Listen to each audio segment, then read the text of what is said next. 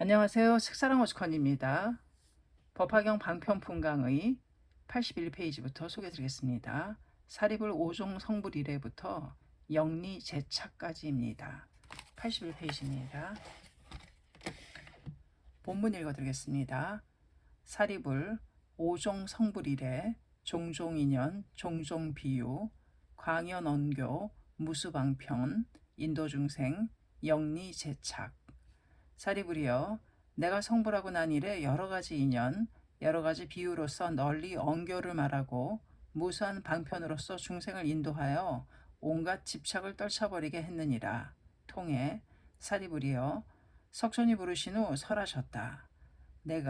석천인 내가 성불한 이래 여러 가지 인연과 여러 가지 비유로서 널리 가르침을 설하고 무수한 방편으로 중생을 인도하여 모든 집착을 떨쳐버리게 했다. 어역, 인연, 원인, 내력, 방편, 부처가 중생을 교화하고자 사용한 가르침, 진실로 이끌기 위한 절묘한 수단을 말함, 인도, 중생을 이끌어서 불도에 들어가게 하는 것, 재착, 착은 집착이라는 뜻으로 마음이 어떤 일에 사로잡혀 심신이 혼란해져 고뇌가 생기는 것, 강의, 이 경문 앞에서 부처가 일칙이 없던 매우 깊은 법을 성취하고 중생의 기근에 응해서 가르침을 설하셨다. 그러나 그 진의는 이해하기 어려운 것이다 라고 한 말은 다시 자세하게 말하고자 한다.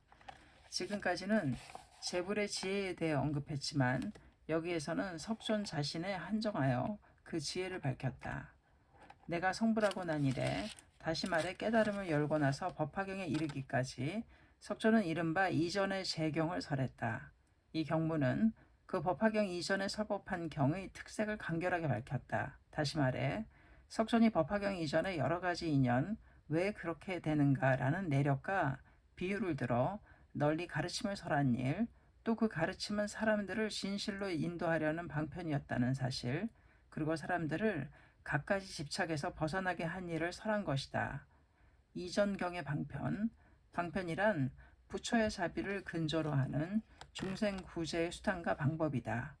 그 궁극의 목적은 모든 중생이 성불이지만 이전경은 아직 그 사실을 나타내지 않았다. 법화경에 이르러서야 비로소 나타났다. 이전경은 사람들을 여러 가지 집착에서 떨어지게 하기 위한 가르침을 설했다.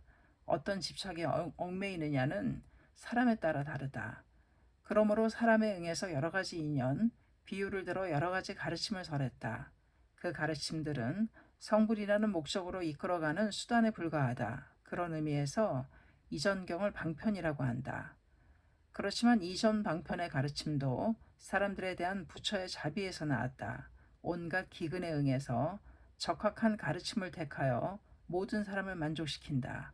석존의 이러한 자비와 지혜의 투쟁이었다. 눈앞에 한 사람을 어떻게 구제할 것인가? 지금 상대는 무엇을 구하고 있는가? 길에서 벗어나지 않게 하기 위해 어떻게 지도해야 할까? 한 사람 한 사람을 깊이 주시하면서 진검승부로 시도했다. 중생이라 해도 추상적인 불특정 다수가 아니다. 집단이 아니다. 눈앞에 한 사람의 마음을 어떻게 여는가? 구체적으로 이 사람을 어떻게 소생시킬 것인가? 그 마음이 불법의 마음이다. 또 많은 사람에게 말할 때도 구체적인 한 사람, 또 한 사람에게 말하는 마음이 있어야 비로소 대중의 마음이 울리는 살아있는 말이 된다. 석전은 성도한 이래 철저히 한 사람을 위해 끝까지 말했다. 한 사람의 행복을 생각하고 한 사람을 위해 설한 언언구구였기에 법이 한 사람 또 한 사람의 흉중에 스며들었다. 이러한 투쟁이 있었기에 사람들의 마음에 청풍을 보내 미혹과 불안이라는 아문을 걷어내고 희망과 행복의 태양을 떠오르게 할 수 있었다. 이 한 사람에 대한 따스함이 있었기 때문에 남녀노소를 불문하고 모든 사람이 기꺼이 석촌의 슬법을 듣기 위해 모여들었다. 방편은 민중의 경애를 높이는 지혜로운 말. 석존이 방편의 가르침을 설한 이유는 미혹에 빠져 괴로워하는 중생과 동거했기 때문이다. 중생을 어떻게든 구제하고 싶다는 간절한 마음이 있었다.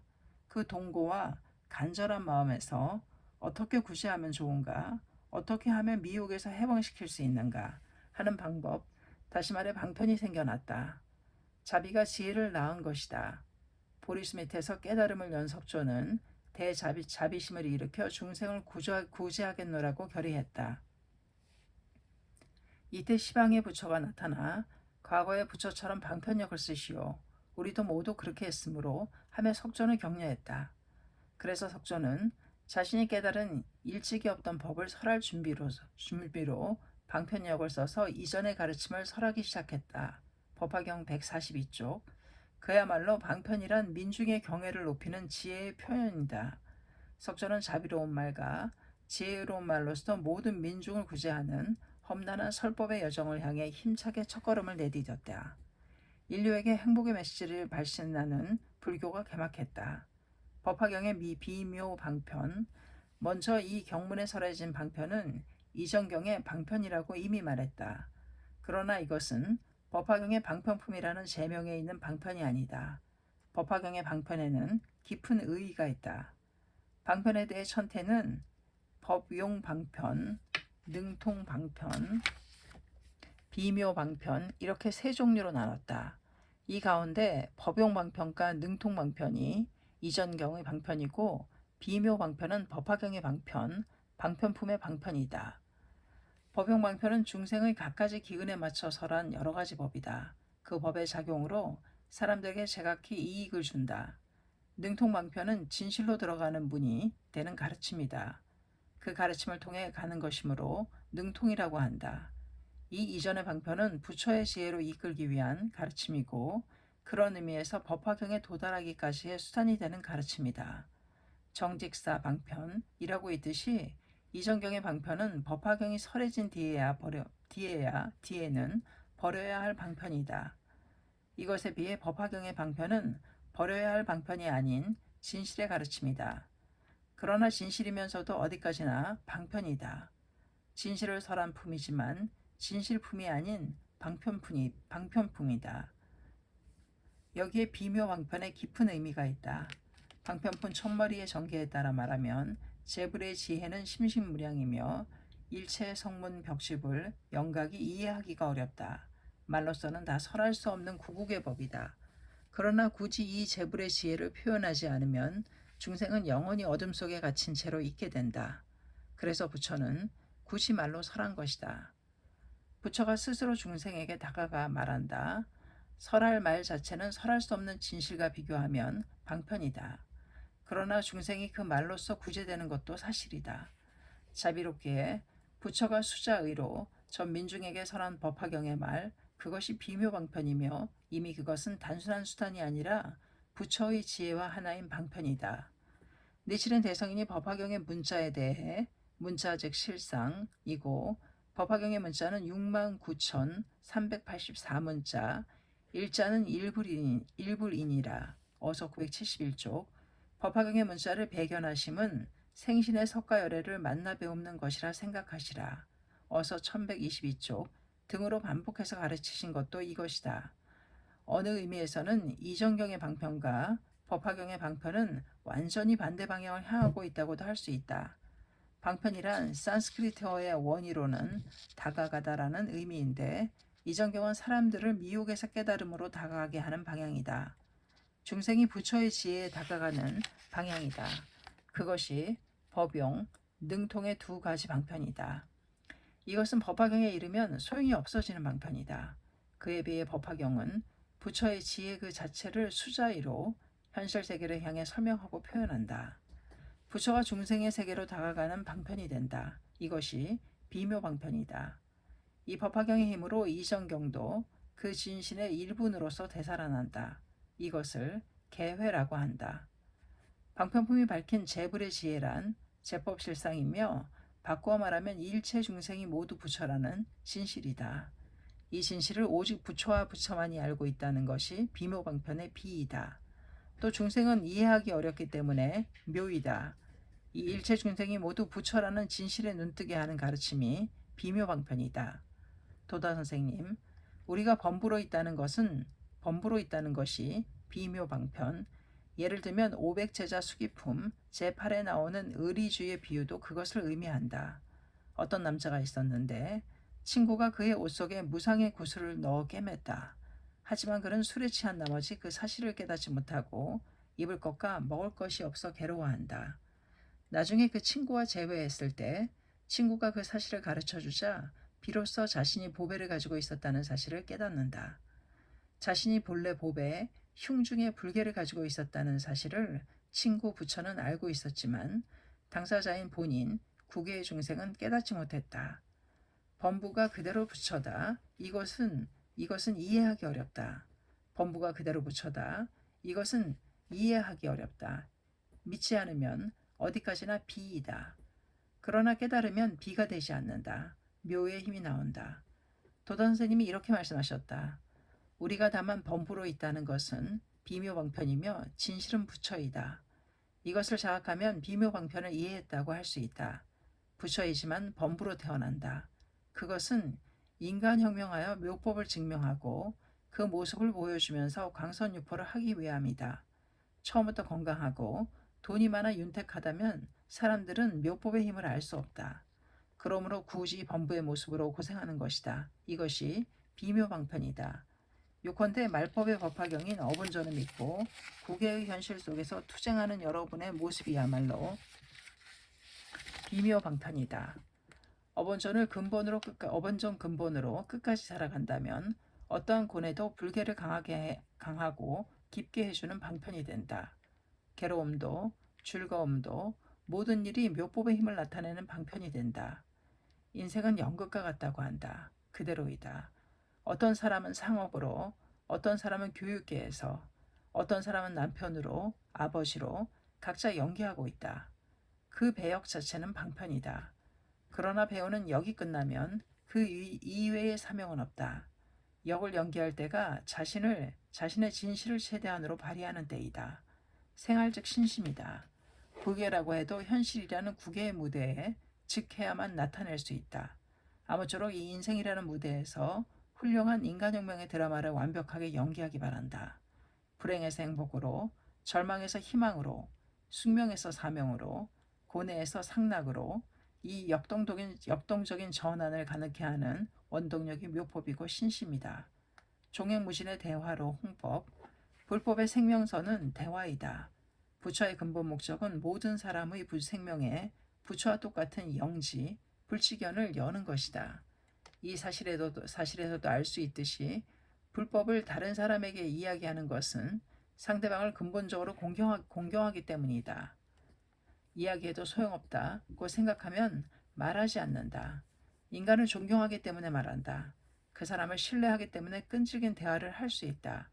널리 언교를 말하고 무수한 방편으로서 중생을 인도하여 라는 경문은 부처가 종횡무진으로 대화하여 민중을 이끌어왔음을 말한다.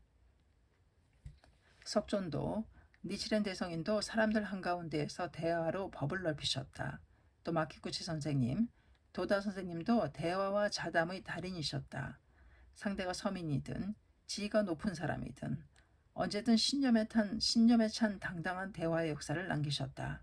대화의 힘이 사람들의 마음을 바꾼다. 성실한 대화는 상대방의 차가운 마음을 녹이는 햇볕이다. 명쾌하고 확신 있는 말은 미혹의 구름을 걷어내는 새로운 바람이다. 불법을 이야기하는 일은 상대방의 생명을 변혁시키는 원천이 된다. 행불행의 원인은 모두 자기 자신에게. 상대방을 구제하려는 자비의 대화, 진지한 대화. 상대방의 마음에 닿도록 부처는 지혜를 다해 연구했다. 그것이 종종인연, 종종비유이다. 다시 말해 왜 그렇게 되는지 내력, 인연을 설하고 알기 쉽게 비유를 구사하여 이야기하고 또 이야기했다. 인연이라고 하면 현대인은 뭔가 선조의 홀령 탓이라는 식으로 생각하기도 하겠지만 이것은 불법의 본래 의미와는 전혀 다르다. 행불행의 원인은 모두 자기 자신에게 있다. 본디 불교에서 말하는 인연은 원인을 뜻하는 말이다. 또 인과, 유래, 연계 등의 의미도 있다. 예를 들어 아소카대왕의 인연에 대해 불전에 이렇게 나온다. 덕승동자와 무승동자라는 두 어린아이가 있었다. 어느 날 덕승동자가 석전에게 흑덕을 공양하고 무승동자는 합상을 했다. 석전은 종자인 아난에게 이 덕승동자는 아소카라는 왕이 되어 태어날 것이다 라고 말했다. 후에 이 덕승동자는 부처에게 공양한 인연으로 빈두사라 왕의 아들로 태어났다고 한다. 그 사람이 아소카이다. 이정경의 이러한 이야기를 통해 자기 생명의 원인 결과의 법칙이 엄연히 있음을 깨닫게 했다. 구원의 과거로부터 이어진 생명의 유대, 법화경의 인연에는 더욱 중요한 의미가 있다. 그것은 부처와 민중의 생명연대라고도 할 수 있다.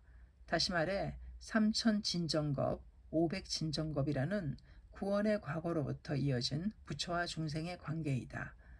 도다 선생님은 이 법화경이 말하는 인연의 의의를 토대로 종종 인연에 대해 문저의 관점에서 다음과 같이 말씀하셨다. 우리는 구원 원초에 어범불 니치렌 대성인의 권속이었다. 그 인연 때문에 지금 말법의 니치렌 대성인의 제자로서 고뇌에 빠진 이 나라에 니치렌 대성인 멸후 600 몇십 년 만에 가난뱅이로 태어났다. 그리고 이 어본존을 믿고 부자가 되는 모습을 보이고 있는 것이다. 종종인연이란 바로 이것이다. 광선유포를 하겠다는 광선유포를 하겠다고 약속한 인연을 생각하면 가난 따위의 고뇌는 한순간에 해소된다. 우리가 금세 여러 가지 번뇌와 맞서 격투하는 모습은 묘법의 공력을 증명하기 위해서이다. 우리는 구원부터 묘법 유포를 약속하고 지금 사명을 위해 태어났다. 고뇌에 빠진 채 헤어나지 못하는 지용보살 따위는 없다. 고난의 신은 지용보살도 없다. 불법을 증명하려고 자신이 원하여 태어난 인연을 자각하면 반드시 이길 수 있다. 한 사람을 비유로 들어 만인이 승리를, 이어서 종종 비유의 비유는 이정경이 설한 우화를 말한다. 그대로는 좀처럼 이해할 수 없는 불법의 진리도 자연히 돌이나 신변에 있는 생활상의 예를 통해 이야기하면 잘 알 수 있기 때문이다.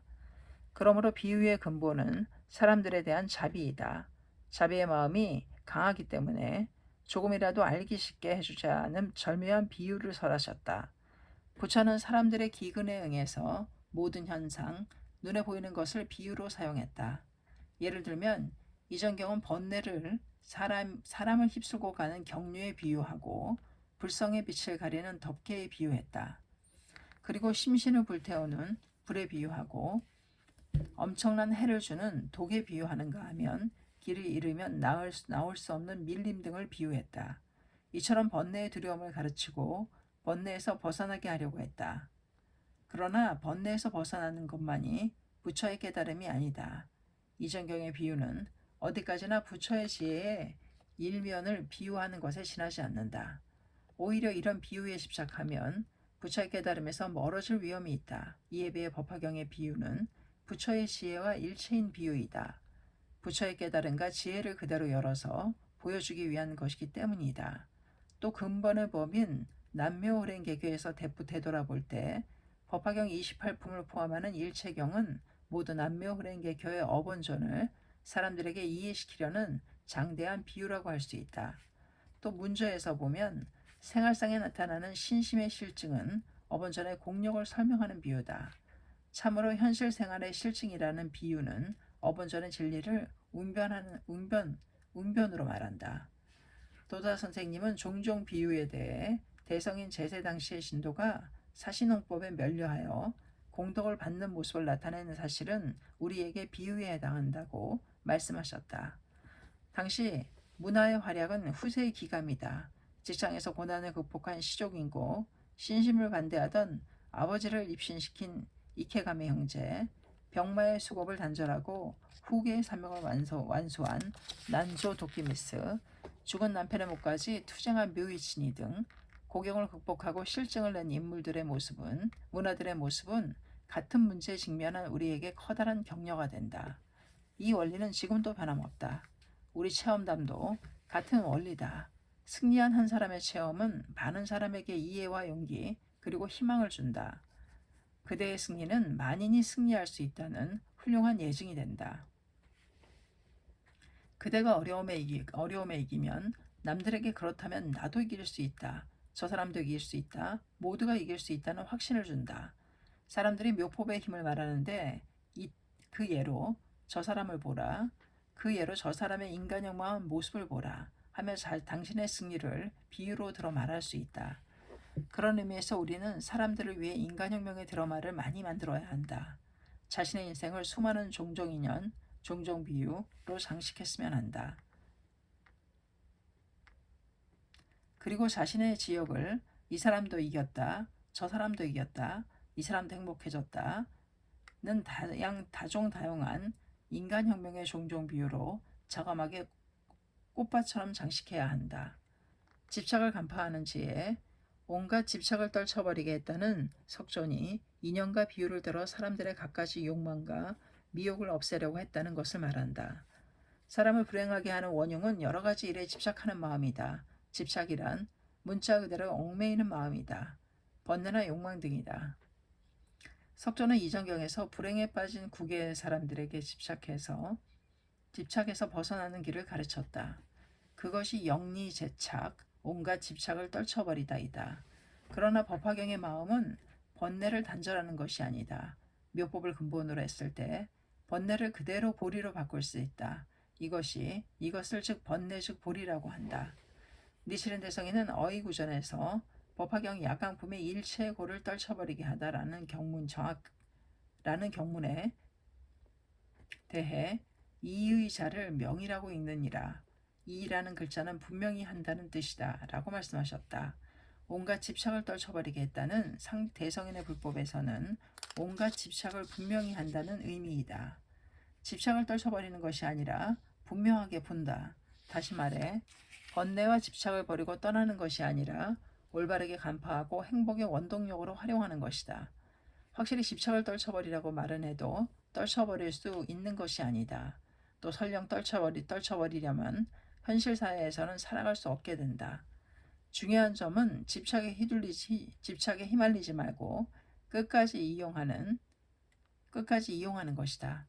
그렇기 때문에 집착을 집착이라고 분명히 보는 것이 중요하다. 도다 선생님이 이렇게 말씀하셨다. 어번저는 집착을 집착으로 분명히 밝혀주신다. 그대들도 집착이 있다고 생각한다. 내게도 집착이 있다. 모두에게 집착이 있기 때문에 멋진 생활을 보낼 수 있다. 마음껏 장사에 집착하고 절복에 집착해야 한다. 단 그 집착을 자신을 괴롭히지 않는 집착으로 만드는 것이 우리 신심이다. 집착에 이용당하면 안 된다. 자신의 집착을 끝까지 이용해서 행복해졌으면 한다.